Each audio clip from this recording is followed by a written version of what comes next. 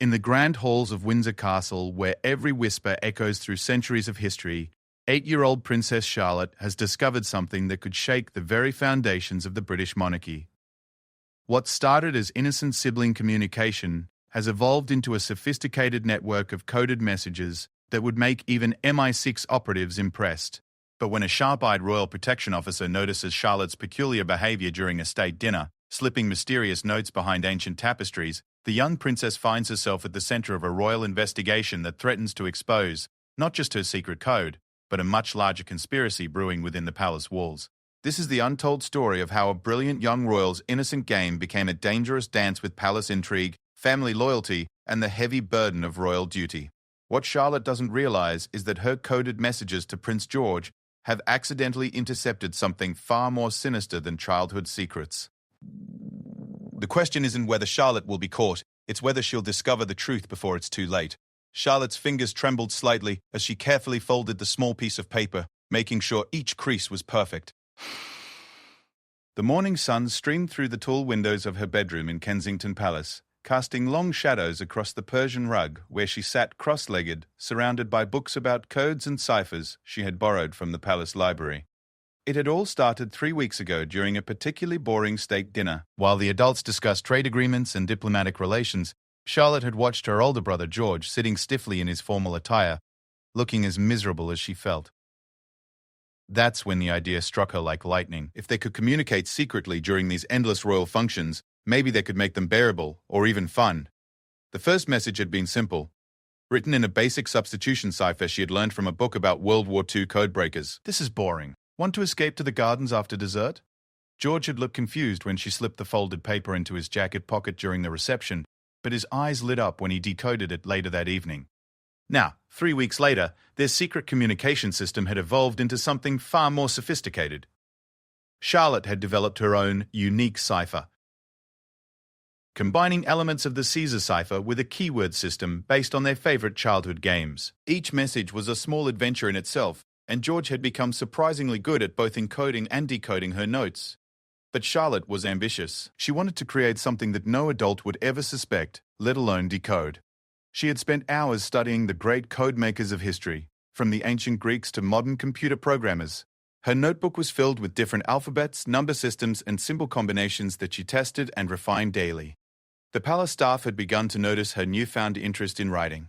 Her governess, Miss Thompson, often found Charlotte scribbling in margins of her textbooks or drawing strange symbols during arithmetic lessons. When asked about it, Charlotte would simply smile and say she was practicing her handwriting or working on a creative writing project. Today's message was special. Charlotte had discovered something interesting while exploring the lesser-used corridors of Windsor Castle during their weekend visit. Hidden behind a loose stone in the wall, she had found an old servant's passage that connected several rooms on the second floor. It was the perfect secret route for delivering messages without being seen by the ever-present security detail. She had already tested the passage twice, carefully timing the guards' rounds and noting which areas had camera coverage.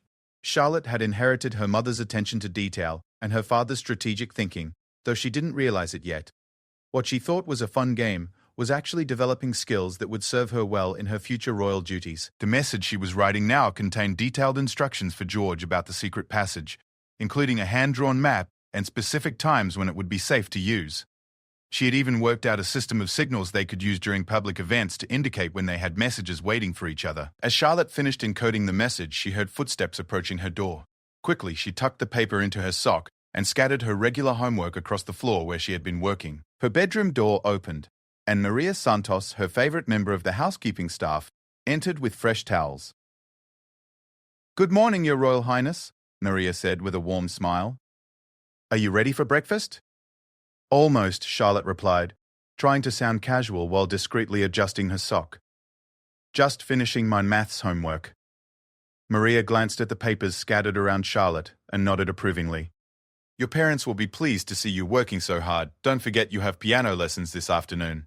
After Maria left, Charlotte carefully retrieved the encoded message from her sock and examined it one final time. The cipher looked like random letters and numbers to anyone who didn't know the key, but to George, it would read clearly once he applied their decoding method. She felt a surge of pride at how far their system had advanced in just a few weeks. The palace corridors were busy with staff preparing for the day's activities when Charlotte made her way toward the breakfast room. She had learned to move through the palace with purpose, as if she was simply going about her normal routine. The security guards who monitored the family's movements had grown accustomed to her patterns and rarely gave her a second glance. George was already seated at the breakfast table when she arrived, engaged in conversation with their father about an upcoming charity event. Charlotte waited for the right moment, then casually dropped her napkin near George's chair. As she bent to retrieve it, she quickly slipped the folded message into his shoe. Their father, Prince William, was too absorbed in his discussion to notice the exchange, but Charlotte caught George's subtle nod of acknowledgement. They had become remarkably good at these covert handoffs, developing an almost telepathic awareness of when it was safe to pass messages. Breakfast proceeded normally, with discussions about the day's schedule and upcoming royal engagements. Charlotte participated in the conversation while mentally planning her next message. She had been thinking about creating a more complex code that would incorporate elements of mathematics and logic puzzles, something that would challenge both her and George while remaining undetectable to adults. After breakfast, Charlotte had an hour of free time before her lessons began. She used this time to visit the palace library, where she continued her research into cryptography and secret communication methods. The librarian, Mrs. Patterson, had become accustomed to Charlotte's unusual reading interests and had even begun setting aside books that she thought might interest the young princess. "I've found something special for you," Mrs. B.H. Patterson whispered as Charlotte approached the research section. She produced a slim volume about female codebreakers during World War II.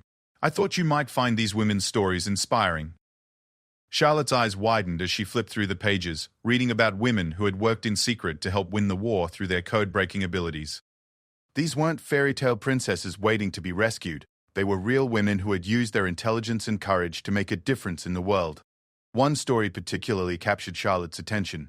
A young woman named Sarah had developed a code so sophisticated that it took enemy intelligence officers months to break it, and by then, the information it protected had already been used to save hundreds of lives. Charlotte felt a strange connection to Sarah's story, though she couldn't quite explain why. As she read, Charlotte began to understand that codes and ciphers weren't just games or puzzles. Throughout history, they had been tools of power, protection, and resistance. Secret communication had toppled governments, saved lives, and changed the course of wars. Her innocent game with George was part of a much larger tradition of human ingenuity and determination. The realization both thrilled and sobered her. What had started as a way to make boring royal functions more tolerable was evolving into something that felt much more significant. Charlotte began to see her cipher work not just as entertainment, but as a skill that might someday prove genuinely useful. When the library clock chimed 10 o'clock, Charlotte reluctantly closed the book and prepared to leave for her morning lessons. As she walked through the corridors toward her classroom, she noticed something that made her pause. One of the security guards, a man she didn't recognize, was standing near the area where she had discovered the secret passage. The guard wasn't doing anything obvious, just standing and observing, but something about his posture suggested he was paying very close attention to that particular section of the castle. Charlotte felt a small chill of worry. Had someone noticed her exploring? Was her secret passage no longer secret? She forced herself to continue walking normally, but made a mental note to be extra careful about using the passage until she could figure out whether the guard's presence was coincidental or intentional. This was her first real lesson in the fact that royal life meant living under constant, if discreet, surveillance. Her morning lessons passed slowly. Charlotte found it difficult to concentrate on French conjugations and English literature when her mind was spinning with questions about codes, secret passages, and mysterious security guards. Her tutor, Professor Williams, noticed her distraction, but attributed it to normal childhood restlessness. During her lunch break, Charlotte managed to retrieve a response message from George. He had successfully decoded her morning note and was excited about the secret passage, but he also expressed concerns about the risks they were taking. His message, decoded, read, "Passage sounds amazing, but what if we get caught? Father has been asking questions about why I've been so cheerful during boring events." George's caution was well-founded. Their parents had indeed begun to notice changes in their behavior during formal events. Where once both children had seemed restless and eager for these occasions to end, lately they had appeared more engaged and alert, often exchanging glances and subtle smiles that suggested they were sharing some private joke. Charlotte realized they needed to be more careful about hiding their improved attitudes during royal functions. The last thing they wanted was to draw additional attention to themselves by seeming too happy during events they had previously found tedious. She spent her afternoon piano lesson thinking about these challenges, while mechanically working through her scales and exercises. Her piano teacher, Mrs. Richardson, had to redirect her attention several times, but Charlotte's mind kept drifting to the problems of maintaining their secret communication network while avoiding detection. As the day progressed, Charlotte began to understand that successful secret communication required more than just good codes. It demanded careful observation, strategic thinking, and the ability to maintain normal behavior while conducting covert activities. These were skills that seemed far beyond what an 8-year-old should need, yet she found herself naturally developing them. That evening, as the family gathered for dinner, Charlotte observed everyone more carefully than usual. She noticed which staff members were present, how often security personnel checked their positions, and the subtle patterns of movement throughout the dining room. She was unconsciously learning to map the human geography of her environment, a skill that would prove invaluable in the days to come. The conversation at dinner focused on upcoming royal engagements, including a state visit from the Swedish royal family that would require several formal events. Charlotte and George exchanged a brief glance, both thinking the same thing. These events would provide perfect opportunities to test their communication system under more challenging conditions. But as Charlotte sat listening to the adults discuss security protocols and diplomatic procedures, she had no idea that her secret coding activities had already attracted attention from someone whose job it was to notice unusual patterns in royal family behavior. Tomorrow would bring the first real test of whether her carefully constructed cipher system could withstand professional scrutiny. The seeds of a much larger adventure were already planted, waiting to sprout into something that would challenge everything Charlotte thought she knew about games, secrets, and the complex world of royal life. Detective Inspector James Morrison had been protecting the royal family for 12 years, and in that time he had learned to notice patterns that others missed. It was a Tuesday morning when he first observed Princess Charlotte behaving in a way that didn't match her usual routines, and his trained eye immediately flagged it as worth monitoring. Morrison was stationed in the east wing of Windsor Castle when he saw Charlotte moving through the corridors with unusual purpose. Most 8-year-olds walked with the meandering curiosity of childhood, stopping to examine interesting objects or daydream in sunny spots. But Charlotte was moving like someone with a specific destination and limited time to reach it. She paused at the intersection of 2 corridors, looked carefully in both directions, then quickly slipped behind a large tapestry that depicted some long-forgotten medieval battle. Morrison waited, counting the seconds.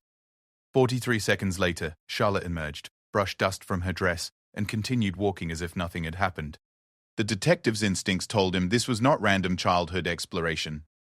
Charlotte had moved with the deliberate caution of someone conducting covert activity. Morrison made a mental note of the time, location, and Charlotte's behavior, then continued his regular patrol while keeping part of his attention focused on the area behind the tapestry. 2 hours later, during his next pass through the same corridor, Morrison noticed Prince George approaching the same tapestry with the same careful, purposeful manner his sister had displayed earlier. The boy checked for observers, disappeared behind the ancient fabric for exactly 37 seconds, then emerged and walked away with a small smile playing around his lips. Morrison had seen enough suspicious behavior in his career to recognize a dead drop when he saw one. The royal children were using the space behind the tapestry to exchange something, and they were being remarkably professional about it. Too professional for ordinary childhood games. That evening, Morrison submitted a routine security report that mentioned unusual movement patterns by the royal children, but didn't elaborate on his specific observations. He wanted to gather more evidence before raising serious concerns. In his experience, jumping to conclusions about royal family behavior was a career-ending mistake, but ignoring genuine security threats was even worse. The next morning, Morrison positioned himself where he could observe the tapestry area without being obvious about it. His patience was rewarded when Charlotte appeared again, this time carrying what looked like a small folded paper. She repeated her previous routine. Careful observation, quick concealment behind the tapestry, brief activity, then casual departure. Morrison waited 15 minutes before investigating the hiding spot himself. Behind the tapestry, he discovered a loose stone in the wall that created a small cavity, perfect for hiding messages. The cavity was currently empty, but Morrison could see traces of paper fibers and pencil marks that confirmed his suspicions. The detective faced a difficult decision. He could continue observing to gather more evidence, which might reveal the full scope of whatever the children were doing. Or he could intervene immediately, which would stop any potential security risk, but might also destroy evidence of a larger problem. Morrison chose a middle path.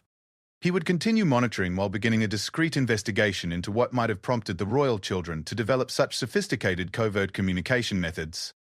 In his experience, people didn't create elaborate secret systems without a compelling reason. Over the next 3 days, Morrison documented 17 separate message exchanges between Charlotte and George. The timing was remarkably consistent. Charlotte would deposit messages during her morning free period, and George would retrieve them during his afternoon break from lessons. The system showed signs of careful planning and operational security that impressed even Morrison's professional standards. But Morrison's growing respect for the children's tradecraft was overshadowed by his increasing concern about what might be driving their behavior. Were they simply playing an elaborate game, or had they discovered something that made them feel they couldn't trust normal communication channels? The detective decided to examine one of their messages before George could retrieve it. On Thursday morning, after Charlotte had made her deposit and left the area, Morrison carefully extracted the folded paper from the hiding spot. What he found made his blood run cold. The message was written in code. Not a simple children's cipher, but a sophisticated system that used mathematical transformations and keyword substitutions. Morrison had seen similar techniques used by intelligence operatives in criminal organizations. This was far beyond what any 8-year-old should know, let alone be able to execute with such precision. Morrison photographed the message with his secure phone, then replaced it exactly as he had found it. He needed expert analysis of the code before deciding how to proceed. The implications were potentially staggering. Had someone been teaching the royal children advanced cryptography? And if so, why? Within hours, Morrison had sent the encrypted message to MI5's cryptography division under the highest security protocols. He marked it as urgent and included a note explaining that this code had been created by 8-year-old Princess Charlotte. He expected the analyst to tell him he was mistaken, that no child could create such sophisticated encryption. The response came back faster than Morrison had anticipated, and it wasn't what he expected. The code was indeed sophisticated, but it showed signs of being self-taught rather than professionally instructed. The analyst's report noted several inefficiencies and vulnerabilities that a trained cryptographer would have avoided, but also praised the creative synthesis of different encryption techniques. Most concerning was the analyst's conclusion: this cipher demonstrates exceptional mathematical aptitude and strategic thinking. The creator has clearly studied historical encryption methods and adapted them for personal use. Recommend immediate but discreet investigation into source materials and motivation for creating such advanced communication system. Morrison felt a chill as he read the report. Princess Charlotte wasn't just playing games. She was demonstrating intellectual capabilities that could make her either a tremendous asset or a serious security risk, depending on how those abilities were directed and by whom. The detective requested a meeting with his supervisor, Deputy Commissioner Sarah Bennett, who had oversight of all royal protection operations. Morrison brought his complete file of observations, photographs, and the MI5 analysis to her office on Friday morning. Bennett listened to Morrison's briefing with increasing alarm. "You're telling me that an 8-year-old princess has independently developed encryption methods that impressed our intelligence analysts?" she asked when Morrison finished his presentation. "Yes, ma'am. And she's been using these methods to communicate secretly with Prince George for at least 3 weeks, possibly longer. We don't know what information they're exchanging or why they feel the need for such secrecy." Bennett studied the photographs Morrison had taken. "Have you observed any contact between the children and unauthorized personnel? Anyone who might be influencing their behavior?" "No, ma'am. Their contact appears limited to normal royal household staff and family members. Princess Charlotte has been spending considerable time in the palace library, but the librarian reports she's been checking out books about mathematics, history, and literature. Nothing obviously suspicious." "Nothing obviously suspicious," Bennett repeated thoughtfully. "But a child who teaches herself advanced cryptography and uses it to communicate secretly with her brother, that's not normal behavior, even for a royal child." Morrison nodded. "My concern is that we don't know what prompted this behavior. Are they hiding something they've discovered? Are they being manipulated by someone we haven't identified, or are we looking at something else entirely?" Bennett made a decision. "We need to decode one of their messages to understand what they're actually communicating about. But we also need to do it without revealing our surveillance or damaging their trust in the security apparatus." "Can you intercept a message without them knowing?" "Possibly," Morrison replied. "But there's a risk. Princess Charlotte has demonstrated remarkable operational awareness. If she notices any changes in her environment or routine, she might suspect surveillance and change her methods. That's a risk we'll have to take," Bennett said firmly. "The security implications are too significant to ignore. If these children have stumbled onto something serious, we need to know. And if they're influenced by hostile actors, We need to stop it immediately. Morrison spent the weekend developing a plan to intercept and decode one of Charlotte's messages without revealing the surveillance operation. It would require careful timing, technical resources, and a bit of luck. But the alternative, continuing to operate blind while the royal children conducted increasingly sophisticated covert communications, was unacceptable. On Monday morning, Morrison put his plan into action. He had identified a 30-minute window when both children would be in lessons and the corridor would be empty except for routine security patrols. Using specialized equipment borrowed from MI5, he planned to photograph any message Charlotte deposited, decode it using the cryptographic keys they had already analyzed, and return it to the hiding spot before George arrived to collect it. But Morrison had underestimated Princess Charlotte's observational skills and her growing paranoia about security. She had noticed small changes in the patterns around her secret communication system. A security guard standing in an unusual position, a different cleaning schedule in the corridor, even a barely perceptible difference in how the tapestry hung after she had used the hiding spot. Charlotte had learned from her historical research that successful secret communication required constant vigilance against counter-surveillance. She had begun implementing basic security measures, varying the timing of her message deposits, creating false hiding spots to test whether they were being monitored, and developing contingency plans for different threat scenarios.